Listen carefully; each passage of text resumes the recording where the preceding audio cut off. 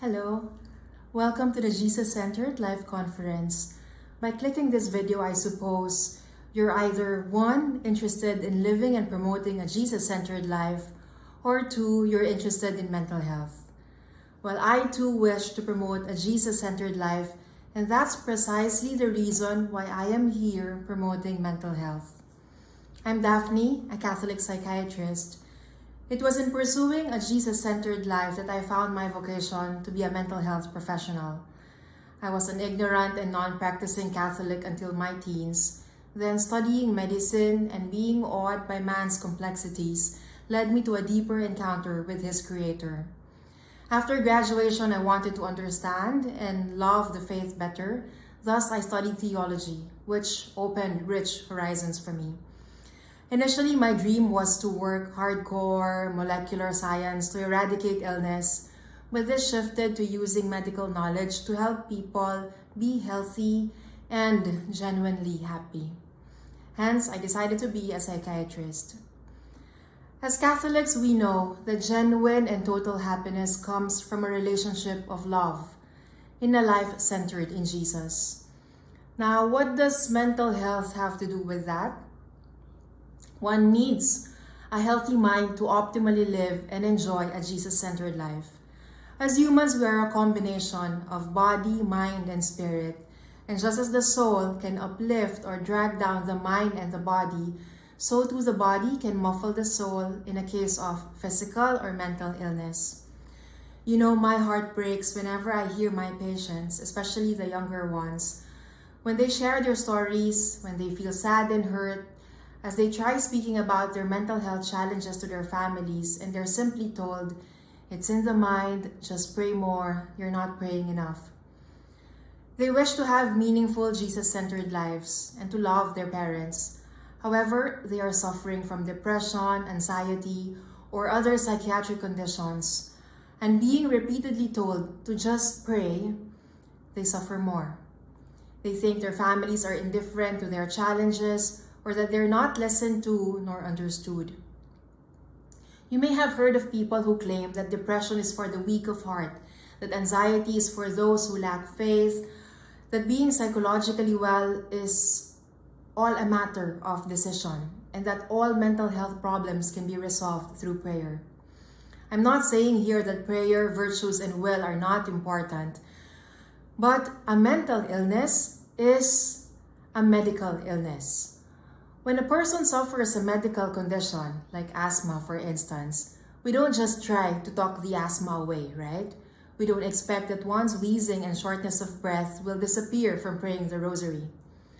Unfortunately, many who are into divine things could fall into this disembodied, hyper-spiritual vision of the faith. Well, I myself was guilty of it. One day, my theology professor asked this question: what is the first Catholic answer to the question of pain and illness? And me, a proud student, I raised my hand, eager to show off my knowledge of dogma and Christology. Oozing with confidence, I recited that the first Catholic answer to the question of pain and illness is to unite them to the Paschal mystery of Jesus, his suffering, death, and resurrection. Well, to my surprise, and I would say embarrassment, the professor corrected me saying, "No, the first Catholic answer is a good doctor." Wanting to care for the Spirit, we cannot forget that the Spirit is an embodied spirit. The incarnation of Jesus shows the need to understand and live the divine in what is human. As Saint Josemaria Escriva wrote, we must be very human, for otherwise we cannot be divine. One who cannot focus will not be able to focus on God. A mind that is always anxious or chronically stressed is persistently in autopilot, in fight or flight mode. It is hypervigilant, hyper-emotional, moved by fear, zeroing in only on one goal, to feel safe from what the mind perceives as threat. Hyperactivity of this brain center reduces the functioning of the other parts of the brain, the ones for calming emotions, rational thinking, problem solving, creative thoughts, and meaningful pursuits. People who are depressed lose any sense of meaning and purpose in life, and they view their relationships differently.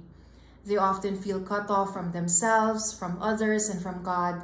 And even though they need the others, the disease makes them unable to express this very need that might bring them hope and healing.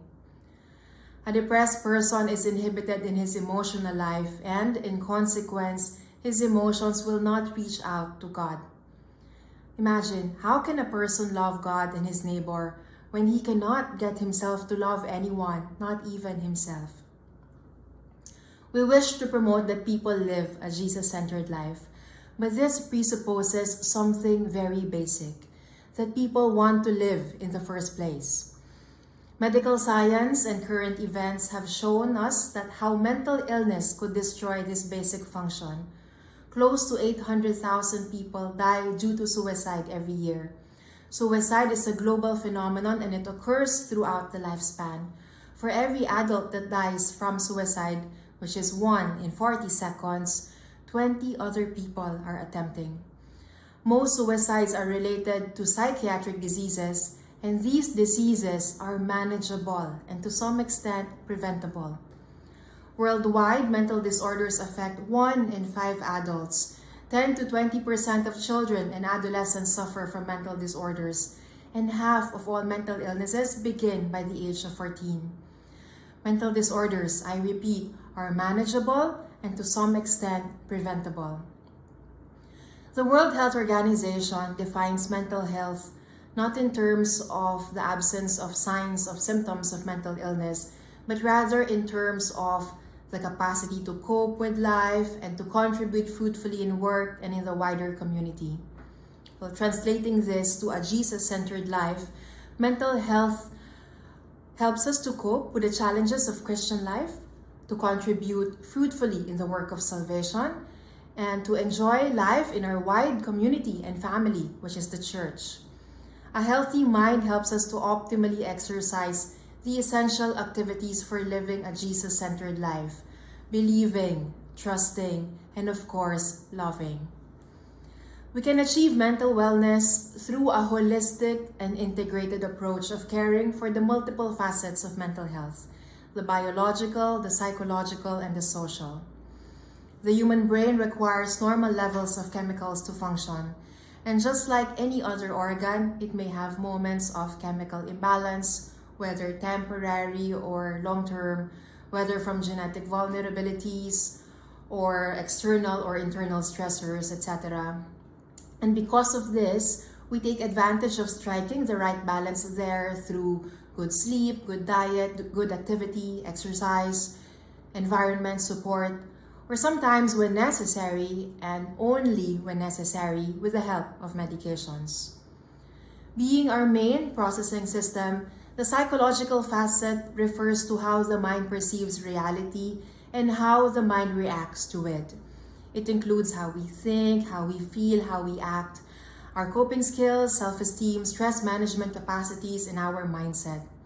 It is largely shaped by things that happen to us in childhood, like our upbringing, bad and good experiences, education. However, it is a dynamic, moldable reality that could be improved by reflection, processing, psychotherapy, or talk therapy. Being social by nature, our mental wellness is also affected by everything social. This is perhaps the facet that is most challenging to manage because we cannot fully control things outside, right? Like how people treat us, stressful events, and others. Well, good news is still we can control the social facet of mental health insofar as we can learn to control how we react to what hits us from outside.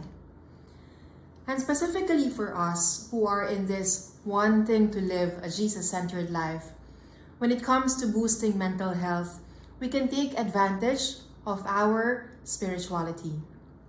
Research studies have shown that a high sense of spirituality and religious involvement is significantly correlated with well-being, life satisfaction, optimism, purpose in life, higher self-esteem, and adaptation. Well, these people have lower rates of depression and faster recovery from it, lower rates of suicide, anxiety, and substance abuse. Whether it's by promoting a positive worldview, giving meaning, enhancing social support, encouraging forgiveness, thankfulness, or providing hope, religion is a known protective factor from mental illness. Living a Jesus-centered life, we can actually allow Jesus to inspire us to be mentally healthy in the biopsychosocial way. Biologically, just as Jesus did it with his apostles, he encourages us to do self-care, to eat, to sleep, to come to a quiet place and get some rest. Psychologically, Jesus teaches us to have a better mindset and headspace, as he warned us against judging and being afraid, and as he recommended the following strategies that are scientifically proven protective against anxiety and depression: forgiveness, mindfulness, living in the present, and gratitude. And socially, Jesus exhorts us to go out of ourselves, to find support and be a support to the others, and to cultivate one strong protective factor against mental challenges, namely friendships. Well, since we wish to live a Jesus-centered life, it makes sense to take care of our mental health. Let us take advantage of the knowledge of medicine and science to lead us to the happiest life. Mental disorders are manageable and to some extent preventable. Let's see how we can be more mentally healthy so that we be in a better position to love Jesus with all our heart, with all our soul, and definitely with all our mind.